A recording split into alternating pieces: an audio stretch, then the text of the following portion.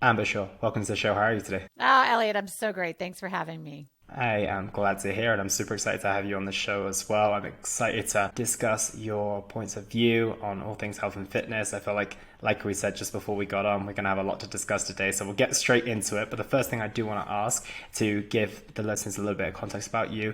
Who is Amber? Yeah, thank you for asking. I love to share my story because it is not, if you would have asked me 3 years ago, would I be sitting here on a podcast talking about my life story? I wouldn't even have dreamt that up. And so it's been just a really interesting, but I think divinely guided journey the entire time. So, for me, and this is relevant, what I'm about to share, just to the work that I'm doing now and why I'm doing the work that I'm doing, helping women, break the dieting cycle and really, create a sustainable lifestyle, and lose the weight for good. And really that goes back to my own journey with myself. And, I can tell you that from the age of about 9 years old, had this feeling that that my body wasn't good enough, that I was not in the right body. And I don't mean that I don't mean that I was, not who I was supposed to be, but I just meant that my body wasn't okay in the shape it was in. And this comes from,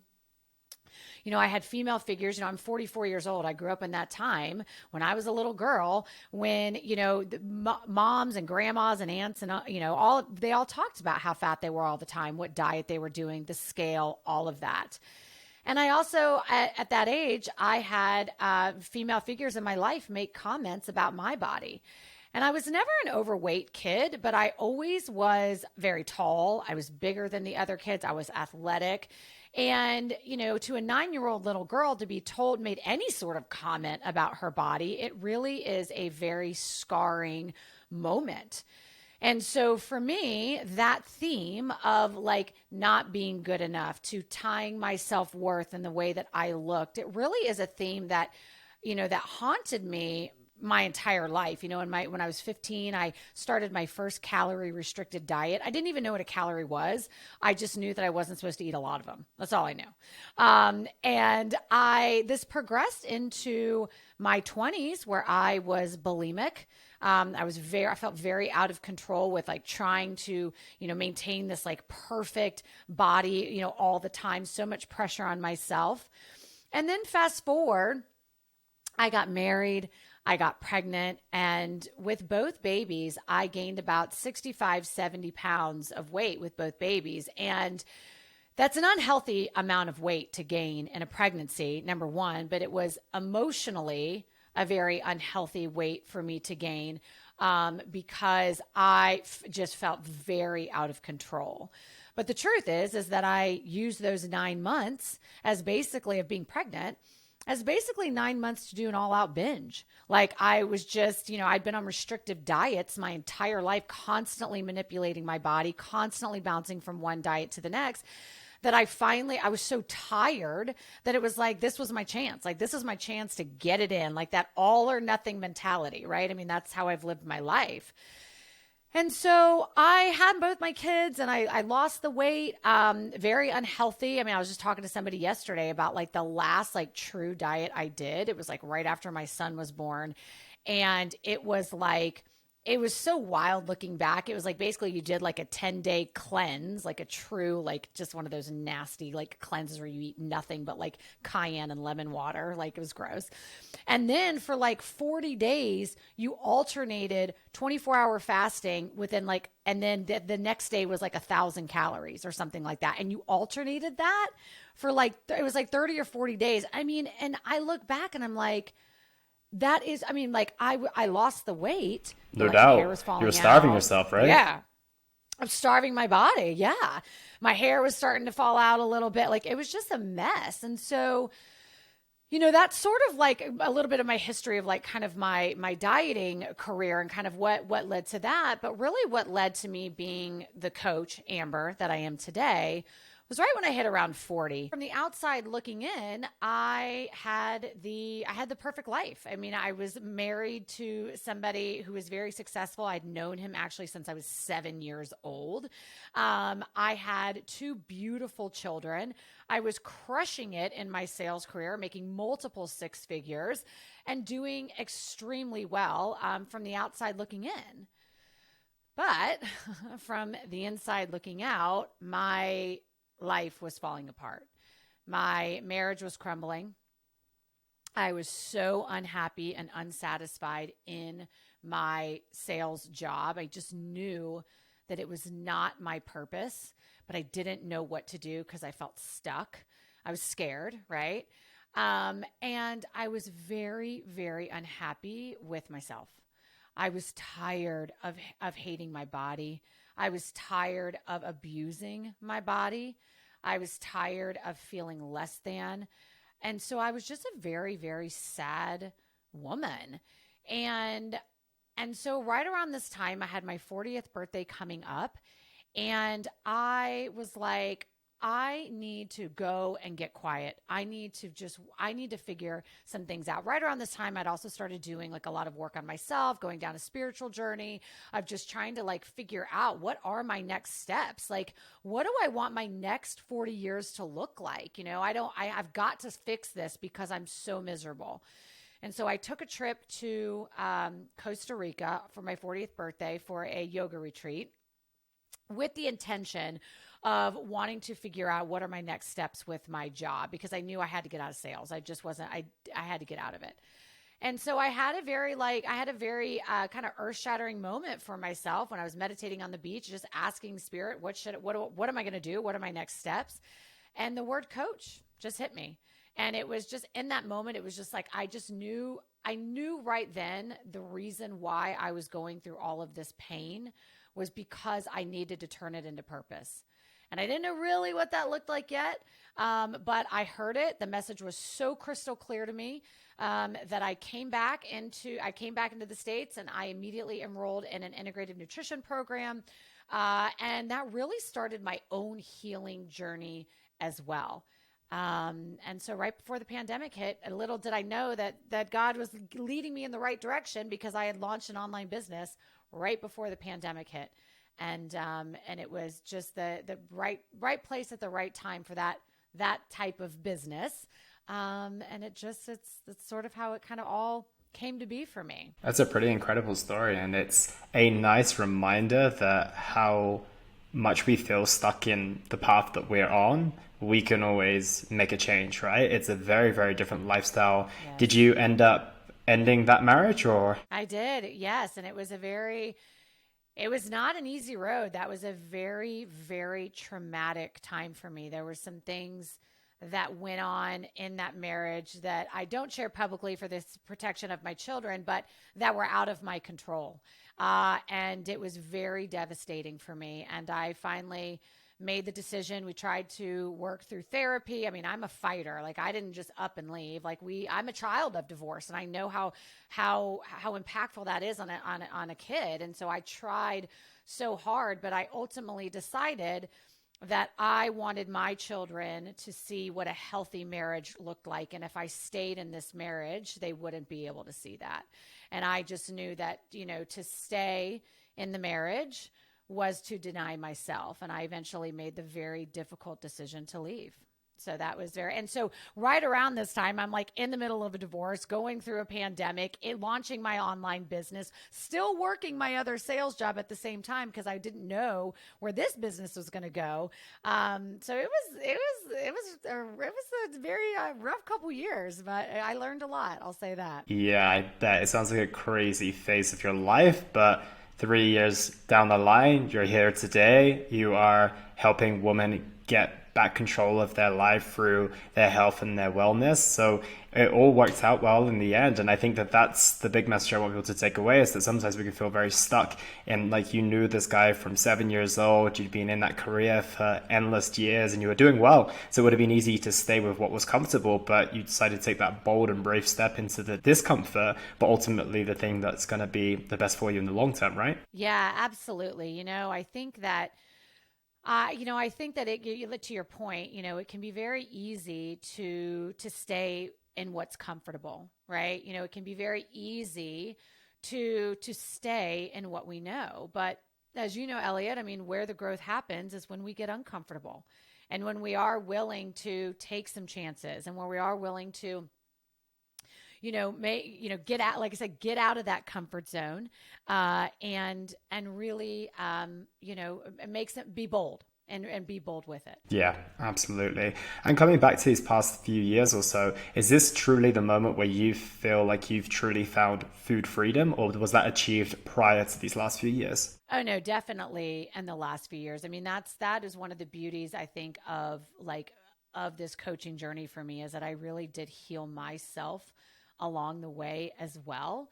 And I think food freedom is one of those words I think that gets tossed around a little bit, that can mean, a lot of different things to a lot of different people. For me, what food freedom was learning how to enjoy food again, and not over analyzing every single morsel that I put in my mouth, and not counting and tracking, and not using food as a punishment or a reward, and really just having a total reframe on the way that I view food. Stop, telling myself that I can or can't have something. You know what? I'm a grown woman. I can actually eat what I want, right? Like, I can make that decision to eat what I want. And for me, and this is how I coach my clients, it's like when you can operate from that place of permission, when you can operate from that place of just allowing yourself a little bit of freedom, then and I know for me, like, you will make different decisions. You will make decisions through the lens of, I'm doing this because this is what will make me feel good. Like, this is what will help me in my health journey. It's no longer this, like, operating out of that monkey brain of like, oh, I can or I can't have something. Giving yourself that permission puts you in a completely different part of your mind, that you can make decisions about your nutrition from a place of power. And from a place of more kind of, I think, rational thinking, if that makes sense. And so for me, that was really so much of like what food freedom really is. Yeah, absolutely. And a big part of your work is allowing people to achieve food freedom in whatever that means for you. And another big thing that you speak about strongly is diet culture. You even mentioned, the people that who were big figures in your life when you were growing up, your mom, your grandmother, and everything, they were influenced by diet culture then. Can you talk to us a little bit more about the impact that's had on you, and the impact that still has on many, many people today? Oh, I mean, yes, absolutely. It's really funny. I was just having this conversation with she used to be a female competitor, and we were talking about this, about how it is such a shame what diet culture has done to not just like the physical body of so many women. And I don't want to discount the men too, because I know there are a lot of men who are actually very impacted by diet culture. Men just don't talk about it as much, I think. But there's a lot of men who struggle with body image issues and all of that. But I think, it's just such a shame, this whole message of like, just eat less, move more. And if you want to lose weight, you just keep cutting your calories, and like these dangerous and lazy and misinformed messages. I think it really gets me so fired up. And what I want to say about that is that I'm not saying that calories aren't a piece of the puzzle, but our bodies are way more complex than that. And this whole idea of it's just calories in and just calories out, I strongly disagree with that. They are a piece of the puzzle. They are not the only piece. There are other factors that can contribute to your ability to lose weight. And so for so many women, though, we are really, I think, that message is shoved down our throat, right? And so it was for me too. And so you have this whole culture of women now who are way under eating, over exercising, and they wonder why they can't lose weight. And what I'll say too, and as you know, it's like every time you try a diet, like the first time you do a diet, right? Like you probably will have great success, but every single time you yo-yo diet, you may notice that you have good success. And then because you really didn't put the habits in place to support that lifestyle and keeping that weight off, then the weight probably comes back. Or maybe you fell back into old patterns, stress got in the way. Like you didn't really focus on the process of what it would take to be that person who lost the weight, so the weight comes back. And then, so what do? Like you go on another diet, but now you realize that maybe it wasn't easy as the first time. And so you decide you got to go a little more drastic, right? And you just keep going. And so this yo-yo dieting is just, not only is it just so damaging to your body physically in the long term, but I know for a lot of women, and this was the case for me, it was damaging mentally, because with every failed diet came just a little chip away in my self-confidence and my self-worth and the way that I spoke to myself, in my inner belief that I could make change. And the thing is that when you have one area of your life that you feel this way about, whether or not you can't do something, or your self-worth is down, you don't love yourself, like whether or not you realize it, that does start to move into other areas of your life. And so I always say, like, I think like diets are the devil. Like diets seriously are the devil, because it's much deeper, especially for women, than the physical. It really does affect women mentally a lot. Yeah, absolutely. I couldn't agree more. And coming back to that perspective as well, it's that there's so many diets started every single year as well. I was talking to someone on a podcast this morning. She was like, most Americans will attempt 4 to 5 approaches of fat loss almost per year.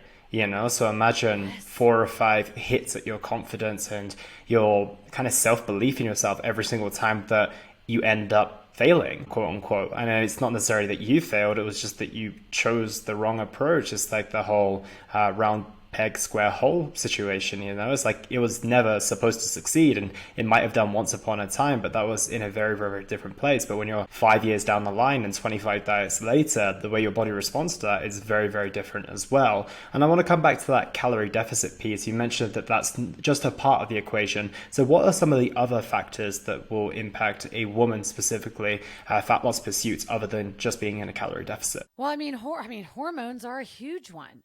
Hormones are a huge one. What a lot of women don't understand and don't realize, again, because if you're not in this space of health and wellness, and you're just really listening to like what kind of diet culture is telling you, and really what that message, again, going back to the whole like calories in, calories out, eat less, move more, what a lot of women don't realize is that as you continue to cut your calories, right? Like, your body will adapt. Now, that's not necessarily a bad thing. Your metabolism will adapt. You'll need, the more weight you lose, you'll require fewer calories. That's not necessarily a bad thing. But this is what happens. This is when it becomes a bad thing, is when, because we want results and we want them now, we can go in a calorie deficit. We don't get the results as quick as we want. We get impatient and we slash our calories, right? And we keep doing that to now we are in an unhealthy deficit. And by most standards would say for women, it's under 1,200 calories. That literally is like enough calories for a 3-year-old, unless you are like under 5 feet tall, like extremely petite, like really no grown woman should be eating under 1,200 calories. It's a very, very low number to eat over a long period of time. And so what happens when you are constantly in this deficit, it's like the amount of calories you need will drop. But then what it really means is that then if you're eating under 1,200 calories, you can say 1,000, 1,200 calories. Then now what happens is, in order for you to start seeing results again, you really need to be eating like 600 calories. Right. And so, and I don't know, like that is such an unhealthy, you're not supporting your body. You're not even supporting your body that, you're the metabolic rate that what your organs need to survive. It's a very dangerous place to be. But also part of this, that even can affect women is hormones. It's a big piece of it. All of our hormones work together. Our cortisol, our estrogen, progesterone, they all work together. And when you are over-exercising, you're under-eating, you're constantly in in a calorie deficit for too long, you are putting stress on your body. And when our bodies are under stress, our bodies react the same way, whether it's emotional stress because you're angry because you got stopped at the red light, or whether or not it's environmental stress, like you are ingesting too many toxins environmentally, or it's physical stress, right? Like not sleeping, under eating, over exercising. Your body reacts the same way, which is a release of cortisol. And the woman I was talking to today, she made a really good analogy, and it really is true. Is like, you think about your car, like you think about your body as like a car, right? And there's all these moving parts, right? And when your body, when your car is working like a and all the parts are working, it's working like a well-oiled machine, it drives great, right? But it's like when one part of your car starts to break down, then it doesn't really want to do everything else so well. And so it's like the same thing for your body. It's like when your hormones get out of whack, when your adrenals get too stressed, all of these things, then it causes inflammation in the body, and your ability to like lose the weight, your body doesn't want to let it go so quickly because it feels like it's under stress. It's under attack. Like you're stressing your body out. So the calories in, calories out part of it, there is truth to that, but it is a massive oversimplification, and in my opinion, lazy advice to like what could be really going on with your body, and dangerous advice to what's really going on with your body. And I guess age plays a role as well. And you've been on a journey Absolutely. ever since you were like 14, 15 years old. How has your journey and how has your body responded differently through the different age ranges that you've been in your 20s, in your 30s, and now in your 40s? How has your body responded differently throughout those periods of your life? Oh my gosh. Well, I mean, listen, I coach women over 40, 50 and beyond every single day. And like the number one thing that we all say and we can all like agree on is our bodies just don't react the same way as they used to. There's a lot of things going on with your body, especially over the age of 40. For women, we're losing about a half a pound of muscle per year. Your metabolism, your metabolic rate does start to drop, as you age. There's just your hormones shift. And so, yeah, like what I was doing in my 20s, and even in my 30s, it doesn't work as well in my 40s for all of those reasons, because yes, my hormones shifting do play a role in my ability to lose weight. And so I think too, the difference between 20s and 30s and like 40s, 50s and beyond is that there's a lot more stress and responsibility in life in your 30s, 40s and beyond than it was in your 20s. And I think that plays a role too, like your stress. So yeah, I mean, I think that for me, and I know, this is true for, a lot of women, it's just our bodies are not the same, and it responds differently. And so what that means is that you also have to treat it differently. And so when it comes to, say, exercise, I mean, one of the most important things that, as we age that we can do is start incorporating more restorative exercise into our daily. Go for more walks, go for hikes, like this whole, 5, 6, 7 day a weeks of like long bouts of cardio and like doing all that. Again, it's putting stress on your body, and your body's not going to respond as well unless you're like an extreme athlete or something like that. But for most people, we do have to start shifting because our bodies are not responding the same way. Yeah, absolutely. And I'm curious to get a little bit more of an insight into the work that you do with these ladies in their 40s, their 50s and 60s. Let's say and this is kind of the typical 40-year-old woman that you're going to come across. She's super stressed out. She's got a lot of responsibilities. She's got young kids or teenage kids. She's got a full-on work life, full-on social life as well, and is put herself on maybe between 12 and 1400 calories. Weight isn't shifting. What do you do with a woman in that type of situation? I know it's very individualized, but generally, what are your first points of action with a lady like that? No, I love this question. And in fact, you just described like, 3/4 of the women I work with, right? So yeah, this is so what I see typically. And what I got to tell you is that my approach really to sustainable weight loss is completely different, because I really am a big believer on focusing on the process as opposed to the outcome, right? Like I think that this is such the problem with diet culture, is it teaches us to go like right for the nutrition, right for the exercise. And then we can lose the weight. We can like do whatever we got to do to lose the weight. But then when we lose it, like we just really don't know how to, like our mindset hasn't really changed. Like our beliefs haven't really changed. Our habits haven't really changed. And so we go right back to doing what we were doing. And so the weight the weight comes on and the weight comes back. And so I'm a really big believer in starting the first place you start before you even get to working on nutrition, working on the fitness piece of it is like starting with the basics. So I always want to know from somebody, how much are you sleeping? Like, do we need to set some sleep goals here? Because whether or not you realize it or not, or whether if you're listening to this and you're not getting to sleep, you might not realize that not only we know that not getting enough sleep can maybe make us cranky the next day, or it can make us, we feel tired, lethargic. We don't maybe want to go do a workout or whatever, but you may not realize too how hormonally it's affecting you to not get enough sleep. Again, going back to the cortisol, your leptin, your ghrelin, all of that, that is affecting your food choices. And so really like sleep is like ground zero. So like, I don't even want to talk to you about what we're doing with your food until like, let's talk about some sleep, right? So typically what we do to first get going is it's usually like looking at those foundational things, right? It is getting enough sleep. It is figuring out a way just to move your body. So that usually starts with just like some step goals, right? Like let's just create the habit of moving our body, right?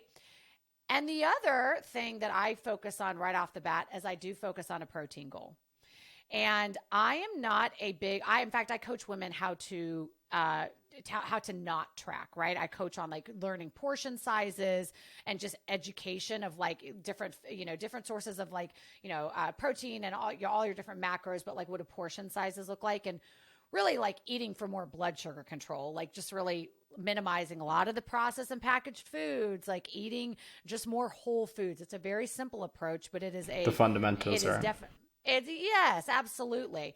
And the reason why I focus on protein, it's because, and I usually guide my women to like, everyone's a little bit different, but for most like average women, if you're getting around 100 grams protein a day, you're doing pretty well. You're doing well, right? Yeah, like you're doing well.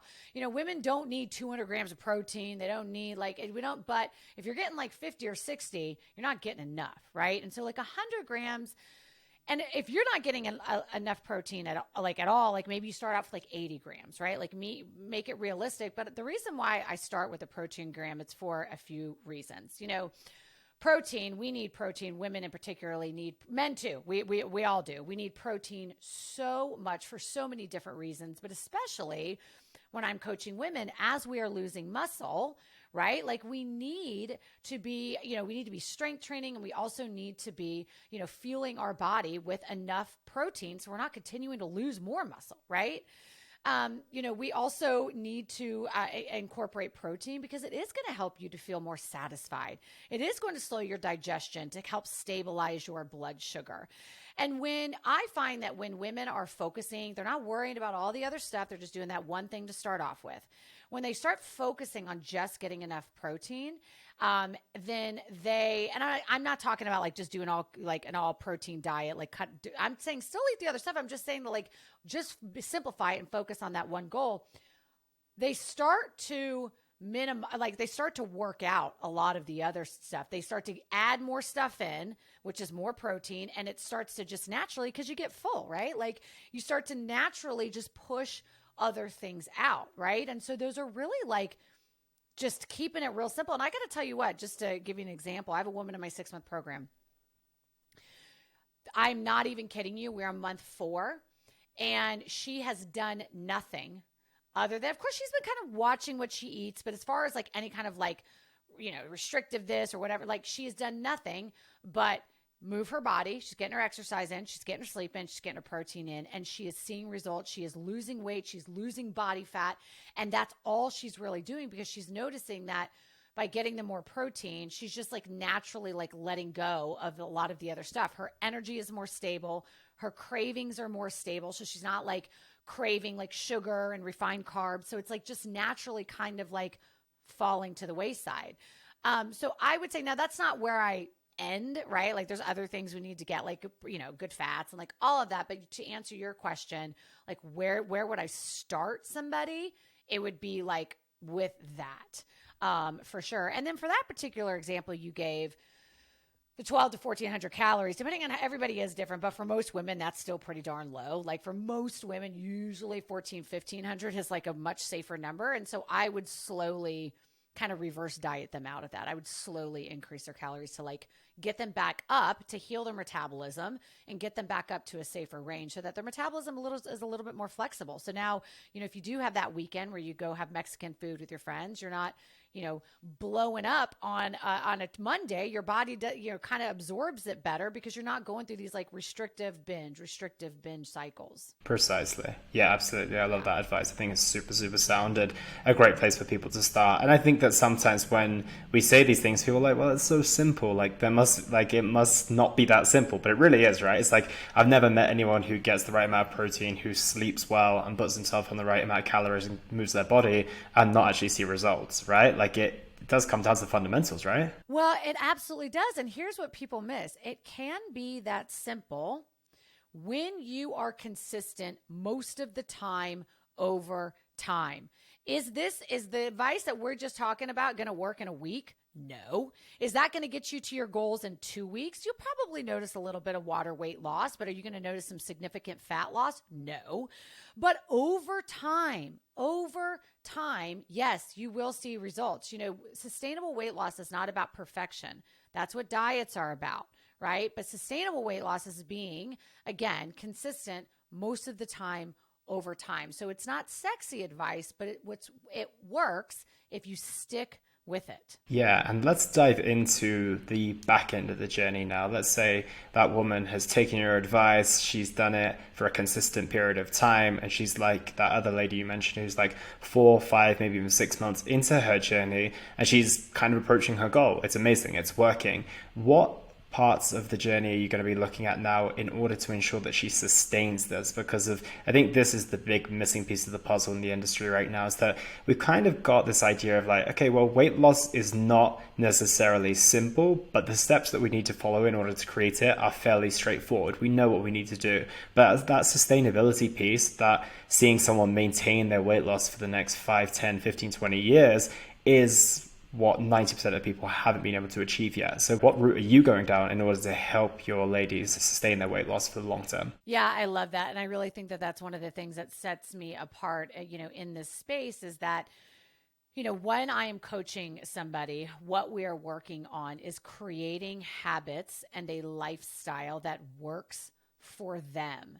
And so we are constantly doing checkpoints of, how is your satisfaction at that last meal, right? Did you just make that salad and add a bunch of protein? And was it like on a scale of 1 to 10, like 1 meaning like it sucked, 10, it was the best meal ever. Where is it falling? If it's not falling anywhere below like a 6 or a 7, then we've got to tweak that, because you're fooling yourself if you're going to think that you're going to continue to eat like that. You don't enjoy it. So how do we take healthy eating and make it satisfying for you? So constantly making it, constantly checking in with yourself. It's all about reconnecting to your body, right? I talk about this all the time with satisfaction. I talk about this all the time with, because women really struggle with this one, as cravings, right? For so many of us, we look at cravings as a bad thing because that's what like diet culture teaches us to do. And so then we like tell ourselves we can't have it. And that may work for a little while, but as you know, like willpower is a muscle, it'll eventually give out. And then what happens? You're in the pantry and you've had like a whole sleeve of cookies now, right? And so I like to teach women as a part of that sustainability piece to really release that mentality of the food being good or bad, right? I know I touched on it earlier, but it's like really owning that mantra of like, I'm a grown woman. I literally can eat what I want. Okay, so now that I've given myself permission for that, what do I really want? What am I really craving? Is it I'm just craving something sweet? Do I want something salty? Is there a healthier alternative? Sometimes you really just want the Oreo, and that's okay too. Eat the Oreo, but do it mindfully.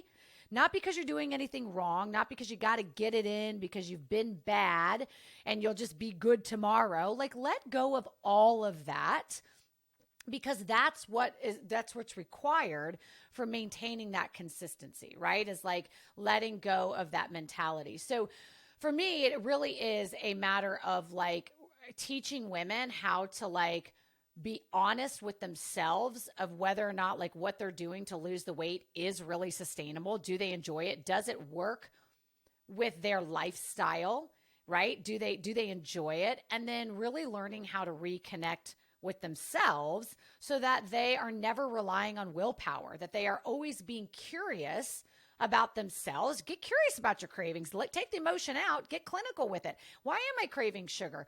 Oh, well, you know what? You didn't sleep very much last night, so it's fine. Have the cookie, but I'm go to bed tonight early, right? Like, be able to get curious with like what's going on with your body as opposed to like the knee-jerk reaction that so many of us want to do, which is like feel bad about ourselves and feel like we have to start over tomorrow. Yeah, and that knee-jerk reaction always encourages some type of binge and restrict, some type of all or nothing, some type of thing that's going to reinforce just going back through that cycle. And I think, as you mentioned, by giving yourself the permission to say, well, okay, I want the cookie now and I'm going to have it, but it doesn't really mean anything in the grand scheme of things. Of course, if I continue to eat the whole sleeve and I do that on a day-to-day basis, then it's going to be a problem. But as long as, 95% of the time or even 90% of the time, the key principles of my lifestyle are in check. And also, if this is coming up often, I'm actually self-analyzing. I'm thinking, okay, well, why is this happening?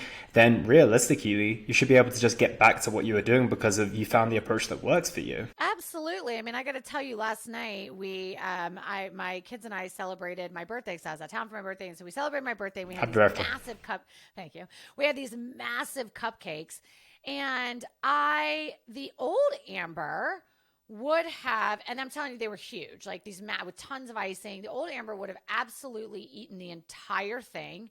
I would have probably been able to stop it halfway through, but because I had in my mind back then that I was like being bad and I might as well get all my badness out and I'll just start over tomorrow, I would have eaten the entire thing. And then the next day I would have got on the scale. I would have weighed myself. I probably would have been retaining a little bit of water. And then I wouldn't have punished myself throughout the entire day. And I probably would have been pretty bloated. I can tell you now, though, last night, I literally had a quarter of a cupcake, and it wasn't because I couldn't have the whole one. I could. They're so sweet that like, I was just being like, I actually just didn't want it. Like, I know when I have that much sugar, I really do get a headache. And like, I didn't really want it. I literally had a quarter of it. I've got all four of them. I've got more of them sitting in my kitchen right now. I probably won't touch them again.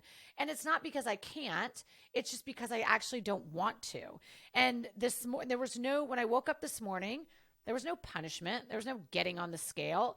I just literally got up and just got my workout in and did what I always do. And so I think, that is where that consistency comes into play. Yeah, and isn't the irony of that the fact that you give yourself that permission to have the cupcake, that then takes away the desire to then go have a ton of it, right? So we think that, okay, well, if we put these food rules in place, then, that's going to keep me from having any cupcakes at all. But when you say, oh, actually, I can have as much as you want, you tend to want actually less. Here's the crazy thing about that. I had a doctor on my podcast and we were talking about this thing. And the thing is that it's not a coincidence. That genuinely is the way that our brains work. It is crazy. Like, talking about that primitive part of your brain and the more rational part of your brain, that genuinely is how our brains work. It's like the more we tell ourselves no, the more that's where our energy goes, the more that we want it. And it is like a scientific fact that's how that goes. Yeah, for sure. Yeah, that doesn't surprise me whatsoever. And I want to come onto your journey a little bit more now. You mentioned you've achieved food freedom. You mentioned you got your workout in this morning and everything along those lines. And you are now 43 as well. So what are you doing to maintain your health and well-being and to keep yourself in shape throughout the course of your 40s? And how do you imagine that's going to change in your 50s and your 60s? I love that question. But actually, I will tell you, I'm 44. Can you believe it? Oh, God. I can't. I just turned 44. No, so, here's what I'll say about that as far as, especially when it comes to exercise. So to be honest with you, I envision myself doing the same exercise that I did in my 50s that I'm doing now. And the same exercise that I'm doing now, I did it in my 30s and my 20s. I just do it a lot smarter. So what I mean by that is I still strength train and I still pick up heavy weights. And I'm a big believer in that for women. I was talking about this with a friend today. It's like women who are lifting 3-pound dumbbells. I'm like, girl, your purse weighs more than that. Like, you're stronger than that. Like, let's stop. But I also, I take care of my body more, right? So I do a dynamic warm up, at least 5 minute warm up before I get into my workouts. I do a cool down stretch, which is really important. I incorporate yoga once a week. So I am more mindful from an exercise standpoint of just taking care of my body, right? Like if something is really hurting me, I don't push through the pain like I used to.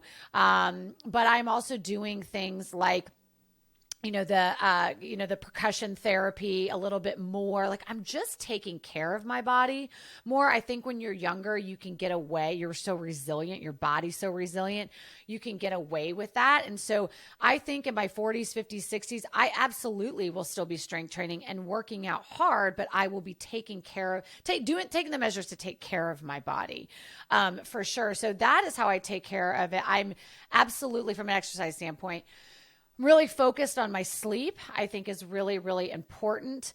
And nutritionally, like I really do focus on just getting lots of vegetables. I like getting lots of greens. Like I am a big believer in using your food as medicine.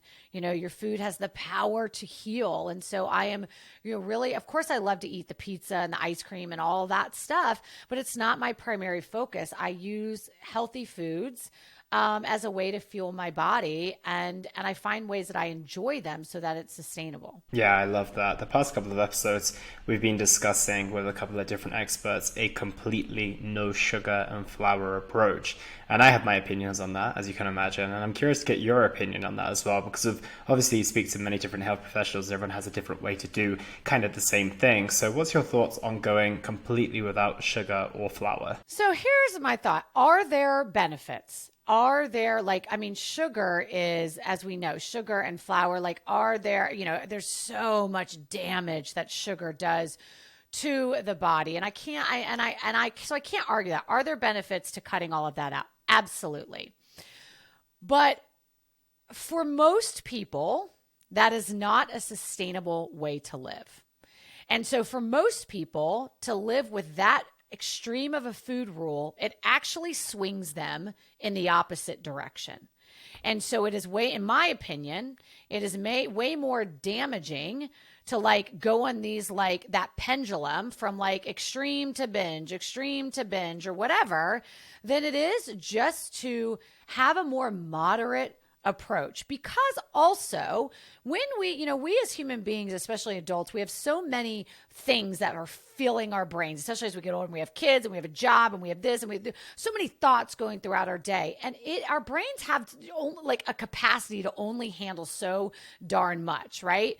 And it's a lot of times that what can happen is we have all these food rules that we put on ourselves, and we lose the capacity to maintain that, right? And so it's what do? We just then we just do nothing, right? And again, we go the other way.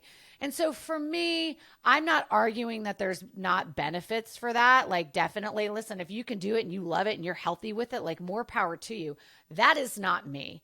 I like a little bit of sugar. I really love having a cookie. It is just, and so for me, it's kind of my ability to stay consistent over time with the big dial movers is, I feel more important than trying to maintain this unrealistic expectation when it comes to completely cutting out sugar and completely cutting out flour. Yeah, I think we share the same thoughts there, and it was nice to get a different perspective because realistically, I've come from somewhere with a pretty unhealthy relationship with food, and you also told me that in your 20s you experienced some pretty disordered eating as well. So for two people who've said that they've come from a place of not being super great with food to come into a place where they say, oh, actually, we still can find a middle ground, I think gives a lot of hope and optimism for a lot of people, rather than thinking, well, it's all or nothing. And it's an interesting perspective, and I'm always open to trying to get people's understanding, but I do think that there's always that middle ground somewhere, right? Yeah, for sure. And again, I think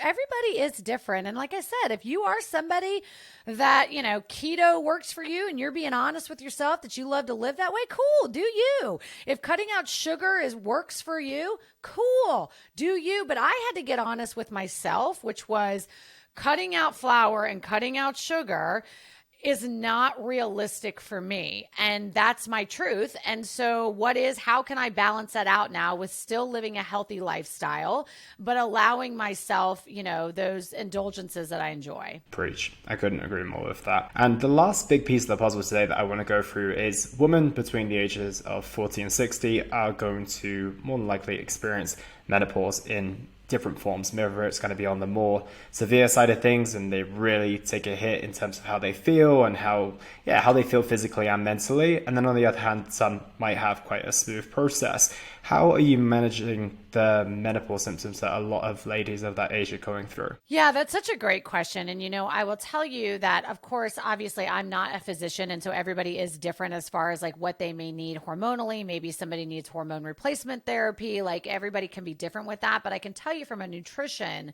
standpoint and an exercise standpoint, and any doctor that is familiar with how, exercise and nutrition impacts the body, especially menopausal women, will tell you that the most important things that you can do to minimize your symptoms would be to eat a more whole food diet, right? It would be to minimize and say cut out, but minimize the caffeine and the sugar and the alcohol and the highly refined and processed foods. These are all things that can be hormone disruptors, right? They will also tell you, especially, when it comes to like overtoxing your liver, right? So it's like, that's just where like the alcohol and like all of that, because your liver is a big filter and it affects your hormones, right? So, really having as much of a clean diet as you can help to minimize the symptoms. Also, again, going back to working on your sleep, really focusing on stress mitigation, right? So being mindful of the things we talked about in this episode of like, remember the 3 ways that your body experiences stress: emotionally, physically, right? And then environmentally, right? And so being cognizant of those things. So maybe you do switch over to a more clean beauty regimen, right? Maybe you do start to minimize your high intensity exercise to maybe like 2-3 days a week, and you start incorporating some more, restorative exercise, which is important as your estrogen and your progesterone are dropping, to incorporate more of that stuff. And so I think that it can just, from like I said, kind of a lifestyle standpoint, this is really a period in your life where you just need to start taking better damn care of yourself. This is a period in your life where you need to start, again, handling your stress better, paying attention to fueling your body with good foods. If you've not done that, if you're listening to this and you are in that period and you've not done that in the past, like now's the time. Like now is the time to really start taking care of your body. Absolutely. I think that's great advice. And I have a question off the back of that as well. I've spoken to a couple of female health experts, and especially around this age group as well. I'm curious to get your thoughts on intermittent fasting. What's your approach when it comes to intermittent fasting? I was like, how did I know you were going to ask that? Because I was going to talk about it in a minute. Yeah. What's that? I was like, I knew he was going to ask it. And I was like, yes. So I am a huge fan of intermittent fasting. What I will say again, there's not a one size fits all. There are certain people who it can, depending on where you are hormonally, it could cause a little too much stress on the body. And so maybe that's not the right protocol, but there's a lot of research that shows it can be very beneficial for menopausal women. And even if you're not menopausal, I am just a huge fan for what intermittent fasting does for different health reasons, how it can help to stabilize help improve insulin sensitivity, for what it can do for human growth hormone. I am just a really big fan of how it can help your cognitive health. I mean, the weight loss piece of it can be a side effect. That's not why I intermittent fast. It's a lifestyle for me. It's not a diet. I never let the clock trump when I eat. If I'm hungry, I will eat. But it is definitely beneficial from that regard, I think from a health standpoint. So I personally am a really big fan. But again, I would just always say, if you're listening to this and you wanted to try some intermittent fasting, you just want to go slow, right? Like there's benefits from even fasting just 12 hours. And I will say that the sweet spot for most women is between 14 and 16 hours. Going longer than that can cause too much stress on the body hormonally. And in fact, I had one of the head doctors from a company called Prolon, who they are like the fasting mimicking company, and they do all these government funded studies on intermittent fasting. He's a brilliant doctor, and he was saying really that the research shows that there's actually really not much benefit between 14 and 16 hours. Like there's really, once you hit that 14 mark, over that, like if you can get to 16, cool. Like it's, you'll probably reduce your overall calorie intake for the day, but it's not like you're getting like massive benefits to where you feel like you have to like white knuckle it just to get to the 16 hours. Like it's not a thing. Yeah, I was curious to get your perspective on that because I spoke to a woman who's very big on functional medicine and just functional practices from a nutritional standpoint. And she's kind of anti-intermittent fasting actually for women. She was saying that, with the cortisol that most women are going to be experiencing just due to the high stress lifestyles, having caffeine, having high intensity exercise all in the morning combined with then fasting that's obviously going to increase cortisol as well. She was kind of like, it might even be better to do circadian fasting, which is more in the line of eating in the morning and then deciding to start your fast earlier in the day because your body's going to be, less inclined to digest food late at night, higher quality sleep, less cortisol in the morning, going to blunt that response from having food. So yeah, I was curious to get your take because if that was her perspective on it. Well, and here's the thing. I'm not arguing what she's saying. I do, if you are somebody, and this is why you always have to really, number one, you go slow. Number two, you always be mindful of how you're feeling, right? Like and because she's 1,000% right. That's what I was talking about when I was saying that like women have to be, everybody's different because if you're all, depending on where you're at hormonally, it could be putting too much stress on the body. That's exactly what I was talking about. So, you know your body, right? I know for me, I actually feel more energetic when I do like a 14-hour fast, but you have to tap into how you're feeling. If you're noticing that you are getting more cranky or maybe you're more lethargic or like you're just, when you feel good in your body, when you don't, right? Like if you don't, then you may have to back off of it. But I will also say that, yeah, I mean, that the circadian way of eating, that also could be an option for people. This is one of the things that the MD said that I was talking about from Prolon is he was saying, really, your hours of fasting don't necessarily matter. It is better to eat earlier in the day than it is later at night. So yeah, I mean, I think that our perspectives are not necessarily different. It just is, we're saying the same thing, but everybody is different. So it really just kind of depends on what works for you. I coach plenty of clients who don't intermittent fast and have tremendous success in fat loss. You don't need to intermittent fast to lose fat. Like you don't, that's not a thing. So you have to, this is where it goes by how are you feeling and kind of what's going on with your own body. Exactly. And as you said, finding the right approach for you, and everyone is an individual. And I think that we need to remember that someone's diet is not necessarily going to work for you. So just try a bunch of different approaches and see what you feel best on, right? And what you're getting the most out of. Yeah. And I think, when you just the main takeaways are like, just keep it simple, right? Forget intermittent fast. And this is one thing I'll say about intermittent fasting. I don't even coach women on intermittent fasting until they have gotten to a point where they are eating enough food throughout the day and that they are eating a more balanced approach to their nutrition. Because I got to tell you, one of the biggest pitfalls I see is that women who are already under eating, like that woman you talked about that was eating 1,200 to 1,400 calories, our sample client, I would never put her on intermittent fasting until I bumped up her food at least, because when you go to intermittent fast, if you're already under eating, then you're grossly under eating with intermittent fasting. And you could be eating like,